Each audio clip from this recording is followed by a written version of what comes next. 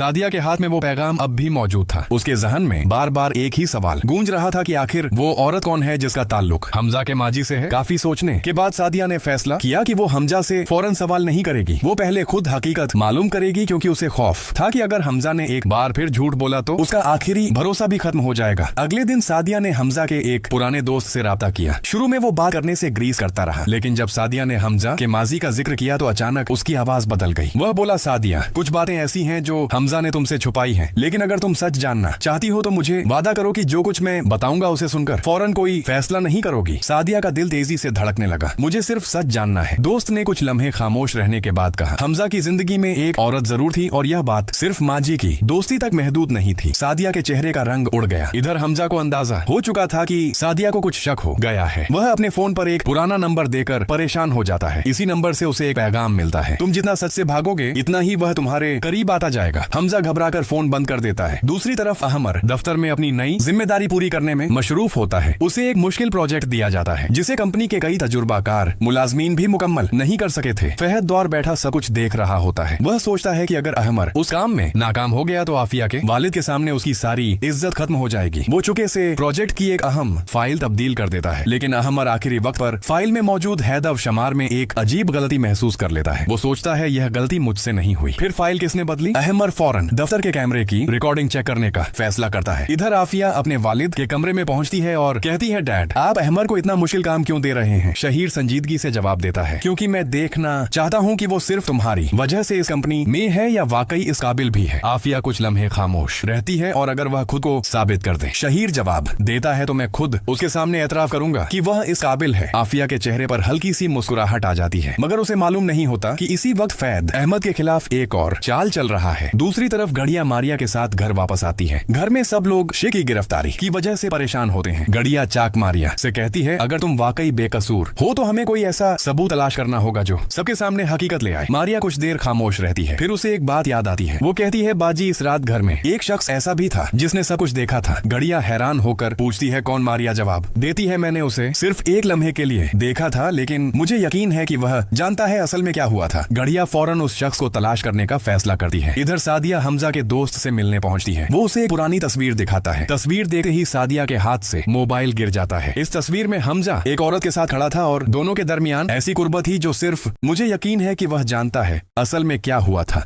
गड़िया फौरन उस शख्स को तलाश करने का फैसला करती है। इधर सादिया हमजा के दोस्त से मिलने पहुंचती है। वो उसे एक पुरानी तस्वीर दिखाता है।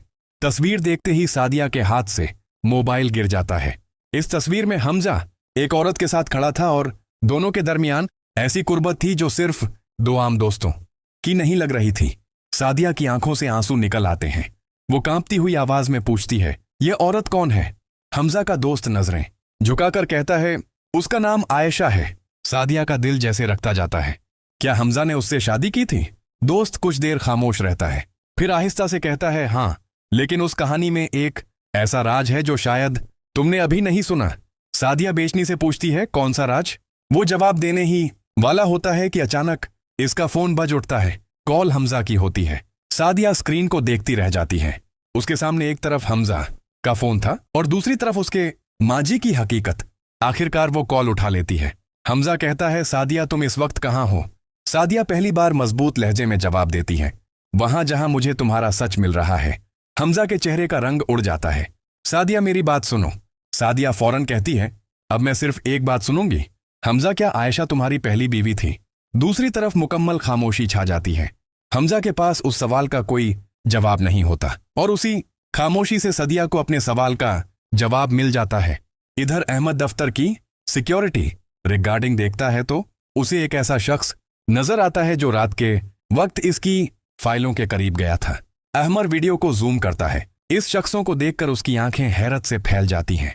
वो आहिस्ता से कहता है, यह यहाँ क्या कर रहा था? क्योंकि वो शख्स कोई अजनबी नहीं बल्कि फहद का करीबी साथी होता है। अब अहमर को यकीन हो जाता है कि उसके खिलाफ सिर्फ हालात नहीं बल्कि कोई बाकायदा साजिश भी की जा रही है। लेकिन उसे यह मालूम नहीं कि फहद ने सिर्फ दफ्तर की फाइलें नहीं छेड़ी थी। उसके हाथ में आफिया और अहमर के दरमियान ऐसी मालूमात भी आ चुकी थी जिन्हें इस्तेमाल करके वो दोनों के दरमियान हमेशा के लिए गलतफहमी पैदा कर सकता था। और दूसरी तरफ सादिया हमजा के सामने खड़ी थी। जबकि हमजा के माजी का वो राज जिसे वो बरसों से छुपाता आया था अब इसके सामने खुलने वाला था। अगली कस्ट में क्या हमजा सादिया को अपनी पहली शादी की पूरी हकीकत बताएगा? क्या अमर फहद की साजिश का सबूत आफिया के वालिद के सामने पेश कर पाएगा? और मारिया जिस गवाह का जिक्र कर रही थी वो आखिर कौन है? सबसे बड़ा सवाल यह है कि अगर वो गवाह सामने आ गया तो क्या आशिक वाकई बेकसूर साबित हो जाएगा? सादिया हमजा के सामने खड़ी थी, उसकी आंखों में आंसू थे, मगर इस बार उसके लहजे में कमजोरी नहीं थी। हमजा, मैंने तुमसे सिर्फ एक सवाल पूछा है, क्या आयशा तुम्हारी पहली बीवी थी?